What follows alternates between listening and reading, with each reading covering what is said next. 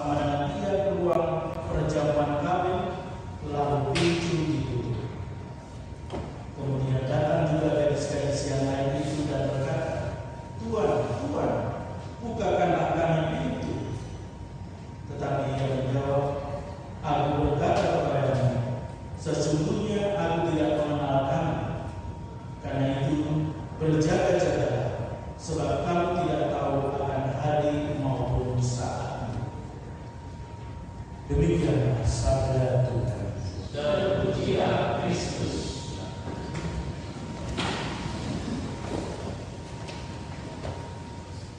Bapak Ibu, saudara-saudara yang terkasih, dari bacaan-bacaan yang dalam saja kita baca bersama dan kita dengarkan bahwa kita bersama-sama masing-masing pribadi mempunyai kitab kehidupan.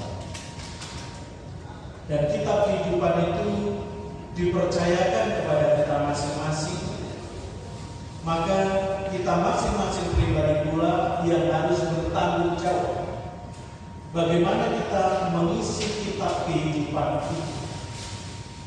Nah, tadi digambarkan bahwa kalau memang kita, nama kita tidak tertulis di situ karena tidak pernah yang mengisi kitab kehidupan itu, dan itu dibuang dalam api kebinasaan. Ya sudah, habis sudah.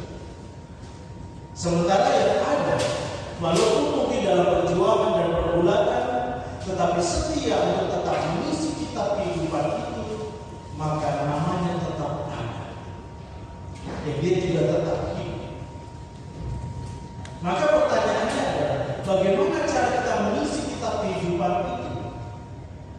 Dalam bacaan Injil digambarkan dengan begitu indah bagaimana Tuhan Yesus memberikan pengajaran dengan perumpamaan bahwa kerajaan surga itu seumpama 10 gadis yang mengambil pelitanya dan pergi menyongsong memperoleh laki-laki.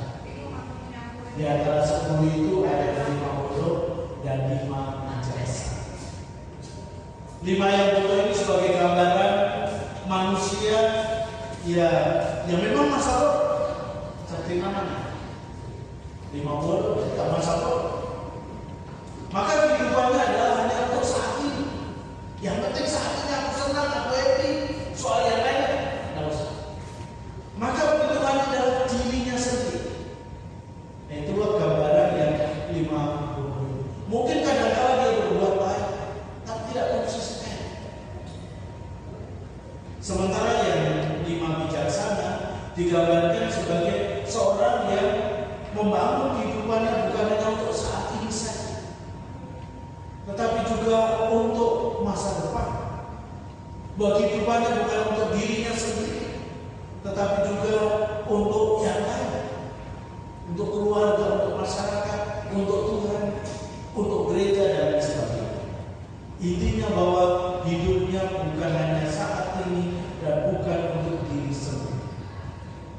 Maka ketika dia bersama-sama menyongsong sang pengantin, dia tidak hanya membawa pelita, tapi juga berjaga-jaga dengan membawa minyak stok.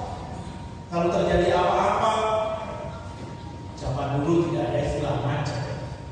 Kalau kita sekarang ada berapa-puluh, semua begitu kita berikan alasan macet, ya sudah. Padahal bisa saja kita lalu terlambat atau apa, bisa saja karena malas-malasan atau apa. Tapi begitu kita aduh macet loh, ya inilah Jakarta, selesai sikap kita. Tapi zaman dulu, zaman Yesus tidak ada itu kemacetan.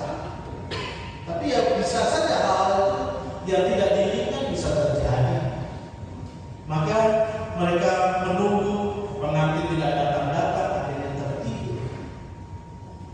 Dan begitu tertidur tidak ada suara, pengantin datang, sok-sok dia.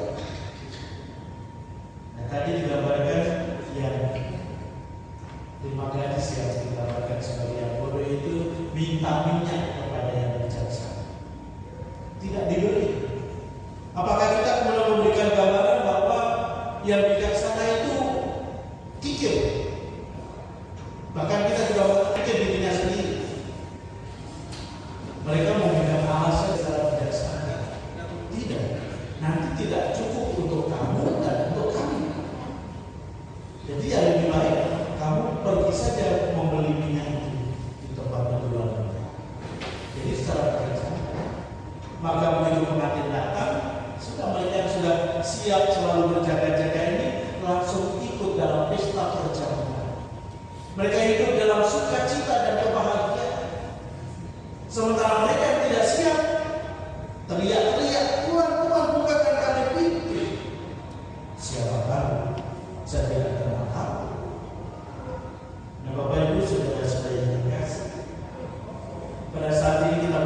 bersama-sama untuk memberikan penghormatan juga rasa cinta kita serta mendoakan Ibu Anastasia Royal.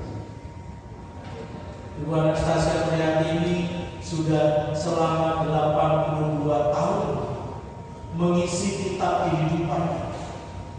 Bagaimana beliau mengisinya? Tentu kita keluarga, anak-anak yang paling utama. Dan saya rasa sebagai anak dapat kita melihat bahwa ya kita begitu sayang sebagai anak. Dan itu pasti semua. Sebagai seorang mama selalu sayang pada anak-anak.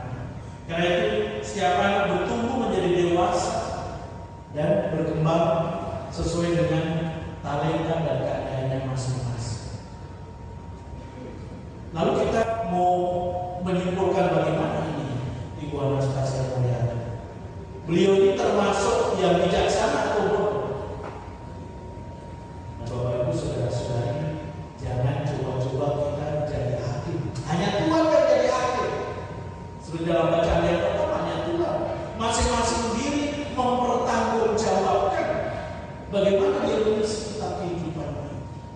Tetapi saya meyakini, walaupun saya tidak kenal lama, baru saat-saat terakhir pada saat yang beliau masih jalan sehat, tertawa dan lain sebagainya. Tapi ya harus istilahnya dengan jarak, karena saya pada itu masa COVID. Jadi dengan lalu sudah biasa bertemu habis misa, sampai kemudian beliaunya ada serangan, sampai kemudian di kursi roda. Ya, beliau tetap mengungkapkan sebagai seorang percaya selalu rindu untuk merayakan Ekaristi. Dan di sini bagaimana anak-anak mencintai mamanya, harus mau mengantar. Kalau pergi sendiri, ya bisa saja. Tapi kalau ada anak masa pergi, anaknya ngapain dong? Enggak, kalau mama kan masih mandiri, masih kuat, ya boleh. Tapi saat-saat tertentu mungkin mama juga minta kita sebagai anak untuk menemaninya sehingga tidak merasa sendiri. Karena penyakit orang tua, termasuk kita yang sudah mulai tua-tua, salah satunya itu takut kesepian. Kita sebagai orang tua, mama saya nakut-nakut pada orang tua. Jadi itulah, maka kadang-kadang kalau kita mempunyai orang tua, kalau masih ada di antara kita yang masih punya orang tua, itu kadang-kadang memang orang tua butuh kehadiran kita, pertemanan kita. Saya ingat ketika ibu saya masih hidup, ketika saya bertugas di tempat yang lebih dekat, saya berusaha untuk sebulan sekali saya lihat dia cuma minum teh bareng, tapi ibu saya senang. Tapi begitu jauh itu bicara. Dan itu sudah dimengerti oleh ibu saya, karena sebagai romo itu ya bukan lagi romo keluarga. Jadi mereka mengerti, ada acara-acara penting pun mereka mengerti pernikahan. Juga saya juga harus menjadi saksi resmi dalam pernikahan di paroki saya. Jadi sama-sama. Maka mereka kalau membutuhkan kehadiran saya jauh-jauh hari mesti dirancang sehingga saya bisa hadir. Nah itu loh, karena orang tua takut kesepian perlu kehadiran. Dan kita yakin dan percaya bahwa Ibu Anastasia Royal ini di saat-saat tertentu bagaimana dia mencoba mengisi kitab kehidupannya dengan baik dan penuh tanggung jawab.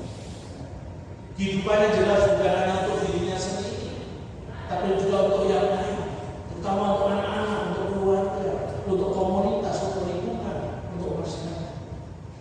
Jadi ada unsur bahwa Ibu Anastasia juga menghidupi sebagai gadis yang bijaksana. Tetapi mungkin juga di saat-saat tertentu beliau juga ada saatnya tidak bijaksana. Karena tidak bijaksana bisa jadi kita yang dekat dengannya, entah sebagai anak, cucu, sebagai teman, saudara. Mungkin kadang-kadang kita kecewa, loh kok begitu. Nah itulah namanya kita manusia. Perjalanan kehidupan kita ini selalu dalam proses pemurnian untuk menjadi semakin baik dan semakin sempurna. Maka kita yakin dan percaya seperti yang tadi dalam bait pengantar Injil, mari terimalah kerajaan yang telah disediakan bagimu sejak dunia dijadikan. Inilah yang harus kita pegang. Ada jaminan dari Tuhan bahwa Tuhan sumber keselamatan dan kebahagiaan. Dan seandainya masih ada kesalahan dan dosa yang belum sempat dimohonkan ampun oleh Tuhan Askari Mulyati, nah kita bersama-sama bersatu hati dengan kita saling mendukung dan menunjang, tapi juga mendoakan dan memohonkan ampun kepada Tuhan atas segala kesalahan dan dosanya, sehingga Tuhan Askari Mulyati sungguh-sungguh menikmati kebahagiaan abadi di surga bersama dengan para kudus. Tuhan memberkati.